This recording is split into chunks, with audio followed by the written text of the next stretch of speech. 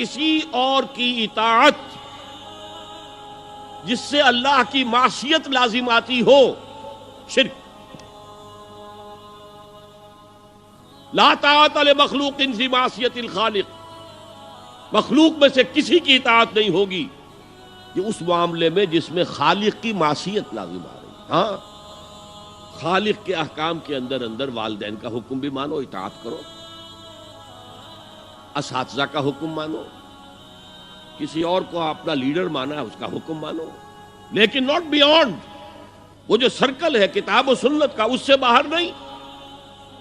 لا طاعت لمخلوق فی معصیت الخالق، یہ آپ الجبرے کے فارمولے کے طور پر اپنے سامنے رکھیے، اب اسے اپلائی کیجئے جیسے فارمولوں کے ذریعے سے پھر بڑے بڑے وہ سم جو ہے وہ حل کیے جاتے تھے سوالات۔ صبح کا وقت ہے، آنکھ بھی کھلی ہے، کوئی اذان کی آواز بھی کان میں آئی ہے، آپ کا نفس کہتا ہے ابھی سو جی۔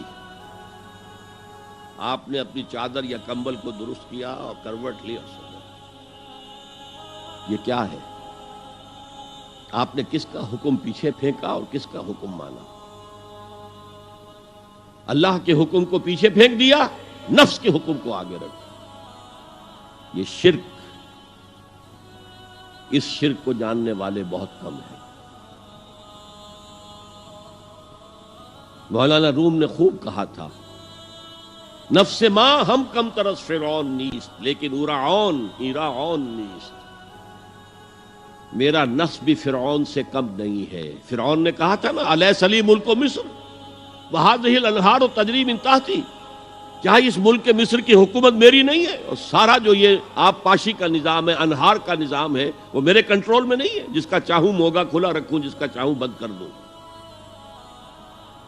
یہ تھا خدائی کا دعویٰ، انا ربکم الاعلی۔ تو مولانا روم کہتے ہیں میرا نفس بھی اس سے کمتر نہیں ہے۔ وہ کہتا یہ جسم میرا ہے، اس پر میرا حکم چلے گا، میں نہیں جانتا کون اللہ کون رسول، کیا حرام کیا حلال۔ تو فرعون سے کم تو نہیں ہے میرا نفس، لیکن اورعون اس کی بہت مدد تھی، فوج تھی، لاؤ لشکر تھا، تو اس نے زبان سے بھی کہہ دیا کھل کر انا ربکم الاعلی۔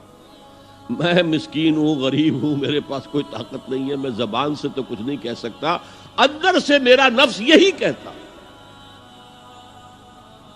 یہ نفس کی حکومت قرآن کہتا ہے، میں حیران ہوتا ہوں، دو جگہ یہ مضمون آیا ہے، ارأیت من اتخذ الہہ ہواہ افانت تکون علیہ وکیلا۔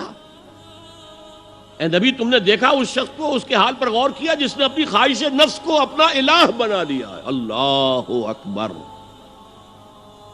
الہ لا الہ الا اللہ، کلمہ توحید کا مرکزی لفظ یہاں آ رہا ہے، من اتخذ الہہ ہواہ، جس نے اپنی خواہش نفس کو اپنا معبود بنا لیا، الہ بنا لیا۔ افانت تکون علیہ وکیلا، کیا آپ ایسے شخص کی کوئی ذمہ داری لے سکتے ہیں؟ سود حرام ہوا کرے جی، حرام ورام، ہمارا دھندا جو ہے وہ آگے بڑھ نہیں سکتا۔ تو اللہ کے حکم کو پیچھے ڈالا، نفس کے تقاضے کو آگے رکھا۔ کون معبود ہے آپ کا؟ نام عبداللہ رکھیے، نام عبد الرحمن رکھیے، ہے عبد النفس، نفس کے بندے، نفس کے غلام۔ یہ میں نے یوں سمجھئے کہ جیسے میں نے ہجرت اور جہاد کی ڈیفینیشنز کی تھی۔ ہجرت کا بیس کیا ہے؟ پوچھا گیا ای الہجرت افضل یا رسول اللہ، اے اللہ کے رسول بتائیے سب سے اعلیٰ ہجرت کون سی ہے، افضل؟ فرمایا ان تہجر ما کرہ ربک، ہر اس چیز کو چھوڑ دو جو تمہارے رب کو پسند نہیں۔ آج رات ہی سے آپ ہجرت شروع کر سکتے ہیں۔ جائزہ لیجئے کیا کیا چیزیں میری زندگی میں خلاف شریعت ہے، تو اللہ کو ناپسند ہے، فیصلہ کیجئے کہ آج کے بعد نہیں ہوگی۔ ہجرت شروع ہو گئی، افضل الہجرہ، سب سے افضل ہجرت شروع ہو گئی۔ لیکن ٹاپ پر لے جائیے تو یہ ہجرت جب اللہ کے دین کو قائم کرنے کی جدوجہد اس مرحلے پر آ جائے کہ اب باطل کے ساتھ ٹکراؤ ہے اور اب چاہیے کہ ساری قوت ایک مرکز پر جمع ہو جائے، ہجرت فرض کر دی گئی، وہ ہجرت گھر بار چھوڑ کر، اہل و عیال کو چھوڑ کر، اور مکے کے بھیڑیوں کے رحم و کرم پر چھوڑ کر اپنے گھر والوں کو جو لوگ ہجرت کر کے آئے، حکم تھا۔ ہجرت مدینہ فرض تھی، ہجرت حبشہ فرض نہیں تھی، صرف اجازت تھی کہ جن سے سختیاں نہیں جھیلی جا رہی مزید وہ چلے جائیں۔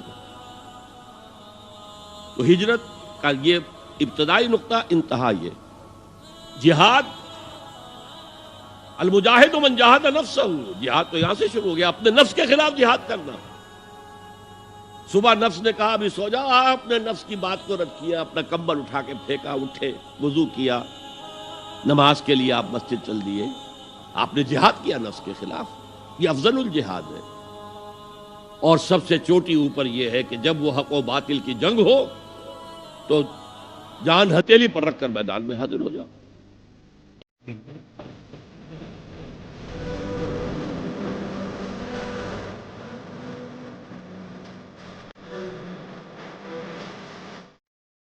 جی دوستوں، جیسے کہ آپ لوگوں نے آج کی ویڈیو دیکھی ہے کہ ماشاء اللہ کے سامنے بہت خوبصورت بیان کیا ہے کہ اگر ہم اللہ تعالیٰ کے کسی اور کے سامنے جھکتے ہیں تو وہ شرک کہلاتا ہے۔